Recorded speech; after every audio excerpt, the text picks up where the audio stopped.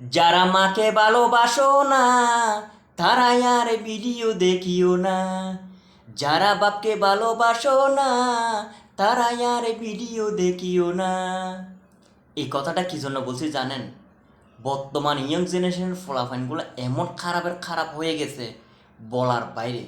মা বাপ যদি ফলাকে যদি মনে করেন বাসায় যদি শাসন করতে চাই, তাইলে মা বাবার গায়ের দিকে যাই মারার জন্য, এমনকি বাপকে ফিরেও দিছে, ওরকমও রেকর্ড আছে।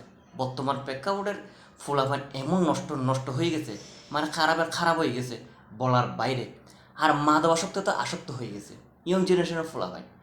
এক ফোলা বাপকে বলে, কয় যে আমার আমার বাবা খানকির ফোলারা হয়তো মনে চায় যে কয় যে আমার কাছে গুলি করে মারি ফেলতে। কেন? কয় যে আমাকে বাসায় এসে কয় যে আমার সাথে কাছে গেটের ফেটের করে, কয় যে এইটার জন্য ডাক দেয়, ওইটার জন্য বকা দেয়, এইটা করে সেটা করে, এইটার জন্য বাপকে গুলি করে মারে ফেলবে। বর্তমান ইয়ং জেনারেশনের ফোলাফাইনের কথাবার্তা শুনেন। তার মধ্যে কিছুদিন আগে এক ফোলা বাপকে ফিটা দিছে।